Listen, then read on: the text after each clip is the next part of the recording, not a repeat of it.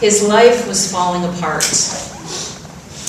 He had lost his job. He was now unemployed.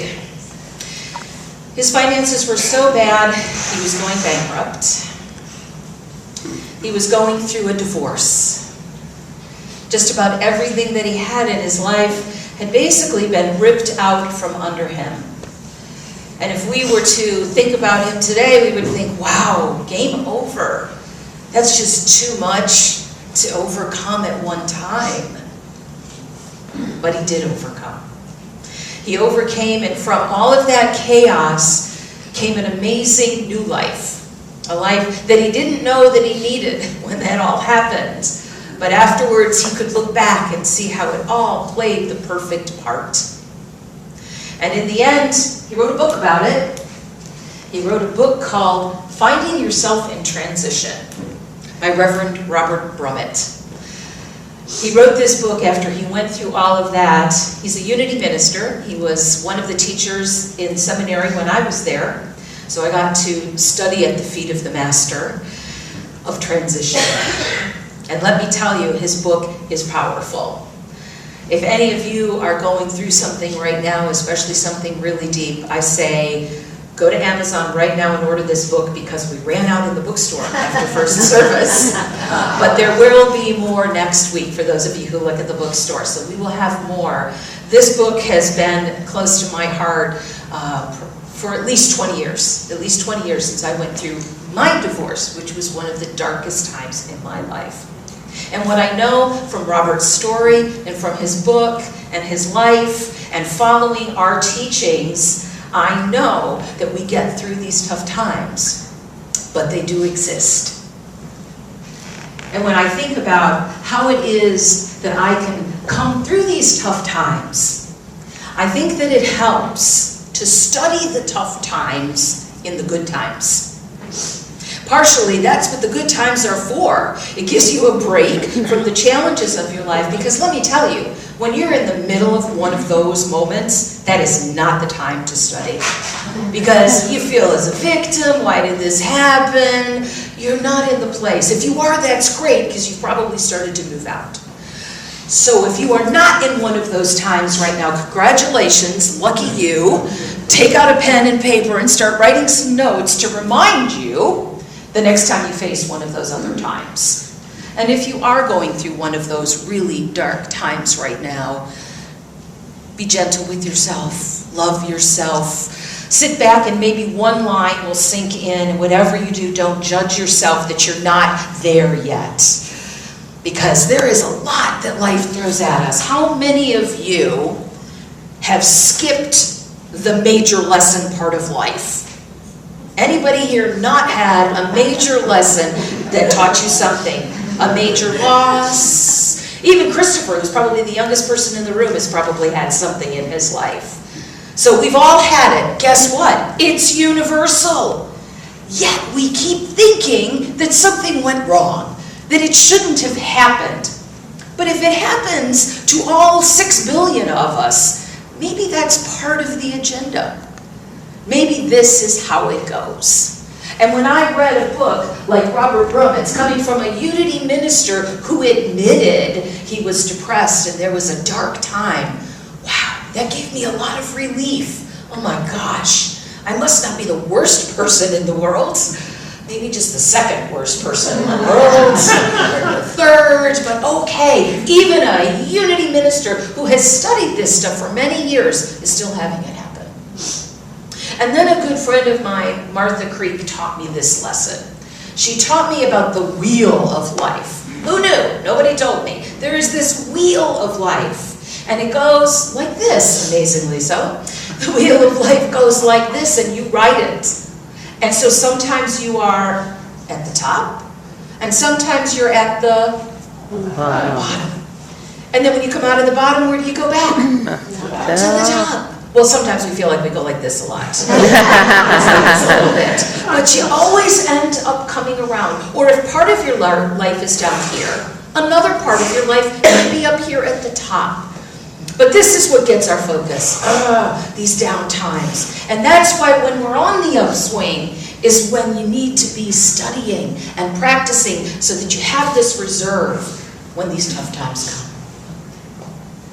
And that's what you're doing here today. That's what you're doing in church today.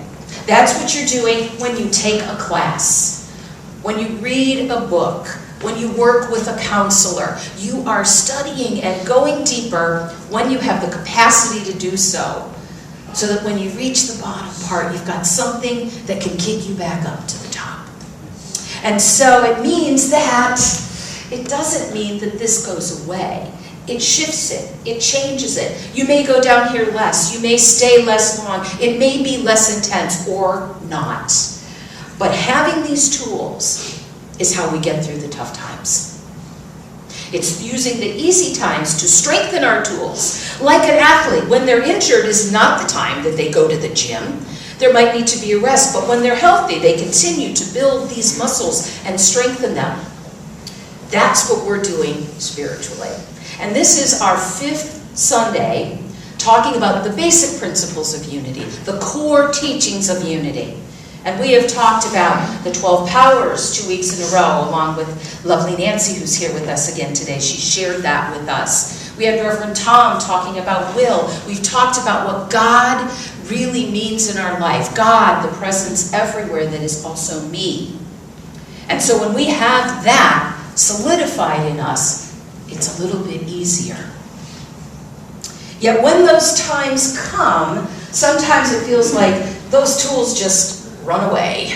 Like, where did they go? So I like to keep a couple of things at the ready. And one of them is this little gem of a book called God Will See You Through. Or maybe it's the 23rd Psalm for you. Or maybe it's the prayer for protection. Or maybe it's that really good friend that you've got on speed dial and you call them right away. To have those things like a comfy blanket that you know will help you when you get down. And so I like to read from God Will See You Through, right from the first chapter. Be assured, dear friend. Isn't she lovely? Be assured, dear friend. In this very moment, God will see you through. God will see you through any challenging experience. God will see you through in everything in life. God's presence will sustain you. God's love will reinforce you. God's wisdom will guide you. God's peace will comfort you. Let go all anxiety and every fear, for God will see you through. God will see you through. It's a mantra. You could have that as one of your mantras and then see how that comes up in you when you feel a challenge. God will see me through. I heard a wonderful use of the word fear. You know how we all come up with these acronyms of what fear really means. False evidence appearing real. Here's one that I heard. When you first feel the fear, when you first feel whatever the challenge is, feel everything and release. Feel it first, acknowledge it, know it. Don't do a spiritual bypass. We can feel and acknowledge what we feel about the shootings this week. You can feel the sadness of whatever has happened, just as you feel the joy, and then release. Don't hang on to any of it. It's been a moment, and I'm grateful, or I'm sad, and I release. Except if a tiger is chasing you, don't feel everything and release. No, forget everything and run. There you go. So depending on what kind of a challenge it is you're facing, is this a physical challenge that your reptilian brain is turned on for? Well, my God, get out of there. But otherwise, feel everything, release, come back to center and study. And to understand how this big picture is really working. My friend Martha says, when I call her when I'm on the down part of the wheel, because you know I never call her when I'm up here. I only call her when the wheel is brought me down here, right? Now I need you. So when I call her, she says, oh honey, it's just your turn. It's just my turn on the wheel down to the bottom, and I'll be coming up again, and you might be at the top when I'm at the bottom, and then you can help me. It's just my turn right now, because from the beginning of time, yucky stuff has been happening, has it not? Yes. Who did Cain kill? His brother, he killed his brother, right? We've been killing each other and challenged with each other, and I'm not saying that we don't want to stop it, but to think that something dramatically wrong has happened in the universe, actually no. It seems to be the path. And the suffering comes when we pick it up and use the second arrow. Has anybody heard of the second arrow teaching in Buddhism? Okay, Arturo wins a point for the day. The second arrow. Okay, this is kind of like that book for me when I first heard this teaching, so I want to share this with you. So in the Buddhist practice, it is said that you will feel pain in life. Something's going to happen. So either you fall and trip and hurt your ankle and literally have pain, or someone says something hurtful, or you see the news and you feel pain. That's what happens first. That is something that exists. What is optional is suffering. Suffering is the story that we tell about the pain. Most often, that shouldn't have happened, except that it did. I don't want this to happen. Why did this happen? Did I cause this to happen? Who can I blame about this? That's the second arrow. And if we would not pick up the second arrow and just deal with the first arrow. Oh, my ankle hurts. Let me take care of that. There's no need to beat myself up. Now, if it's helpful for me to think back, what was going on? Oh, I wasn't paying attention. Oh, now I can use that. But don't pick up the second arrow if at all possible. It's like being depressed and then being depressed that you're depressed. And if you've ever suffered from depression, you know that that's possible. Or you're angry. No, you're angry at yourself for being angry because you know you shouldn't be angry. You've just picked up the second arrow. Instead, feel everything and release. Hey, I'm angry right now. It makes sense that I'm angry. Of course I'd be upset by what I've just experienced.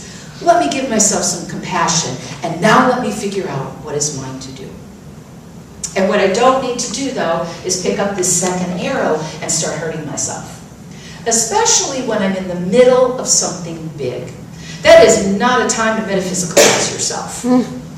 That is for later. When you're in a troubling time, just take care of yourself. Love yourself. Read yourself some Mary Kupferle. Find something that comforts you. And for me, one of the things is the 23rd Psalm. That not only comforts me, it actually encompasses everything that I'm saying here. If you listen carefully. So if you know it, if you memorized it when you were 8 for your grandmother like I did, say it along with me. The Lord is my shepherd, I shall not want. He maketh me to lie down in green pastures. He leadeth me beside the still waters. He restoreth my soul. He leadeth me in the paths of righteousness for his name's sake. And the famous part. Yea, though I walk through the valley of the shadow of death, I will fear no evil. Thy rod and thy staff, they comfort me. Now let's pause right there. Right there, we know that there is a shepherd that is guiding and comforting us, which means by definition that there are challenges and paths that we may go on that we need help with. Think about that. And this was written at a time when shepherding was a way that you got the point across to someone. This is something that everyone could understand. How many of you know a shepherd? Bee knows a literal shepherd. She is the only one. So talk with Bee afterwards and we will learn from her. We don't even understand, we don't even know anything about that. But the shepherd is how the sheep actually stayed alive. If they did not have that, they were going to be wandering off. It was a very necessary thing. And it was something that was always there to guide you. And that's the meaning of it there. God is not literally this man with a rod and a staff, but it is a wisdom and a presence and a GPS that is always looking out for us. So this is an understanding, right in the first 2 lines. The Lord is my shepherd, I shall not want. That is unity principle 1 and 2. God is goodness everywhere, presence, and I am that of God. Everything is ultimately taken care of. And then we step into this physical world, and it's not quite like that because we're experimenting, we're learning, we have free will. But at the beginning, God is the shepherd. God is the wisdom always there for all of us. And it guides us to green pastures, and there's all sorts of things I could say about that. But I want to skip forward then to the next part. Thy rod and thy staff, they comfort me. Thou preparest a table in the presence of mine enemies. My enemies. Did you ever stop to think about that line? Wow. Wait a minute. God is preparing a table for me to be with my enemies? I would think that God would protect me from them and put me away from them. But wait a minute. God prepares a table before me in the presence of mine enemies. This is the agenda. This is how the table is set. There will be situations and people that feel like enemies. And I have the resources to face it, to learn from it, and to grow from it. Prepare us a table. But a table filled with food is how I imagine it. That is actually a feast and a buffet that I get to pick from. A table in the presence of my enemies, and then he anointeth me with oil. I am the anointed one. I am able to bring forth my Christ nature here. I am the anointed one at my own table with my own enemies. I am the one to bring consciousness forward in the presence of mine enemies. So much so that what does my cup do? Runneth over. Runneth over. I have more good than I can ever take in. God is always pouring, always pouring. There is always another divine idea. There is always a shift in consciousness available to me. I can always shift that in the presence of any enemy. And surely goodness and mercy shall follow me all the days of my life, and I shall dwell in the house of the Lord forever. The end. What a nice little tap on the end of that story there. Goodness and mercy shall follow me, are with me, or shall follow me. Ah, it's beautiful. And it's been said for 1,000 years, over 1,000 years ago, this was written. Isn't that something? And we're still saying it today because it packs a punch. It tells you how God is. It tells you how you are. It tells you that you have abilities and tools. It tells you you are blessed with grace and with mercy, and that you can never step out of the house of God. You are never outside. You are always in it. And when we remember that, then it shifts how things affect us. I like to say this new little saying that my friend Reverend Ken Daigle and I came up with. I was visiting him last week in San Francisco, and I got to be at his church, and we brainstorm, we do things, all sorts of things together, and we together came up with this. Your triggers are not your truth. Your triggers, the thing that gets you upset, it's not your truth. Your trigger is your teacher. Your trigger is not your truth. Your trigger is your teacher. All of these things that challenge us are a way for us to grow in consciousness. And if we understand that, we take all the suffering down. And as I worked with this topic this week, for the second time in my life, a poem came to me. I don't know where it came from, just out of the blue. I said, I need to write a poem, and I am not what I would consider a poet. But this is one of these topics that when I'm in the good place, I'm in the upside of this curve, I'm so passionate about. I'm like, oh, I see how it's all working. I see the beauty in this, even in the challenge. So let me grab hold of this and write a poem when I'm able to. And so I close with my poem. For such a long time we struggle We fight this experience called life.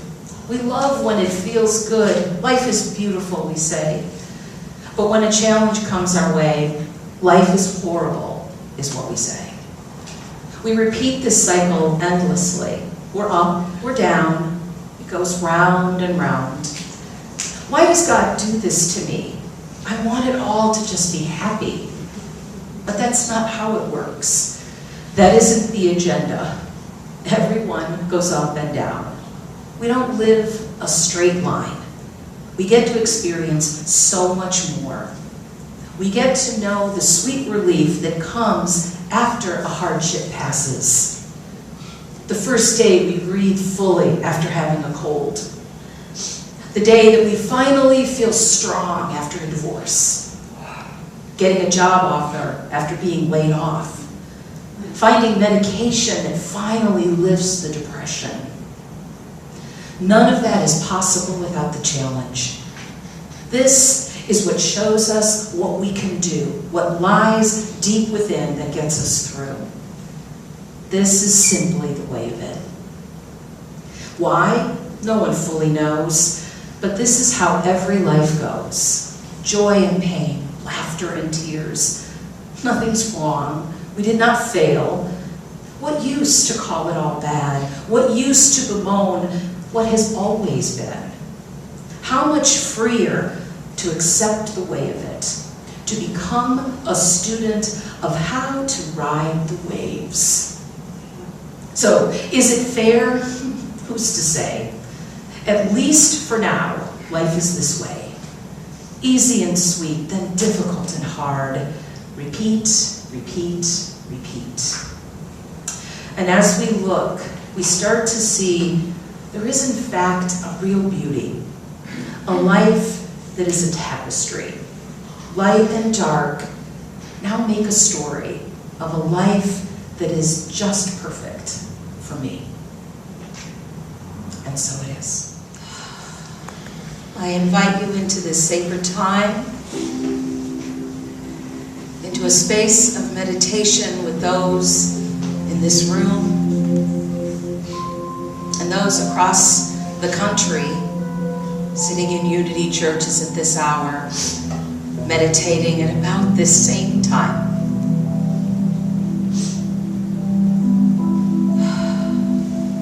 We come together to know God here on earth, and by coming into this present sacred moment, we know it more fully, easily, and deeper. And as I breathe, I come forward. The divine Christ nature of me takes over. It brings me back into alignment with God, with oneness. I now come back to my true self. I come back into this place where peace is known. Peace, be still, and know that I am God.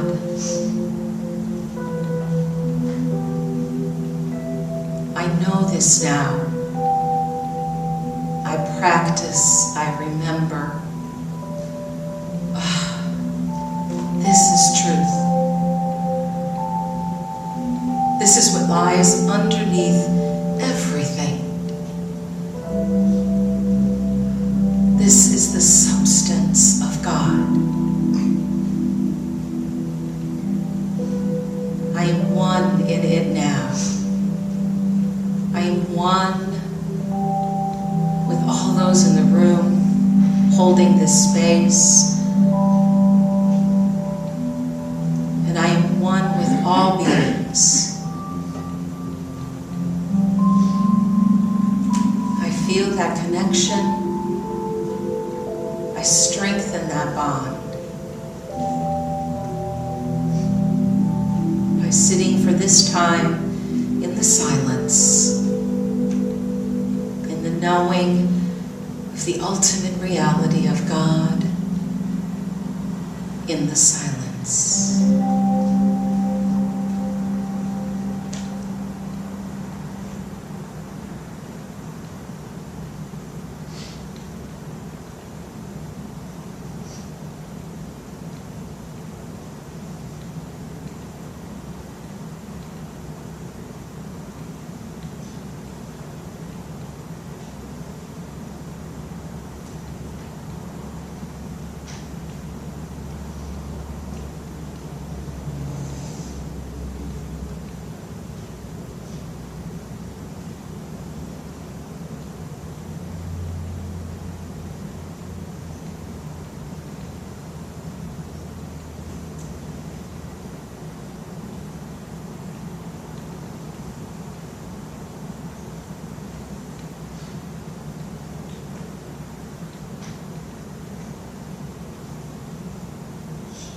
I am strengthened by this time.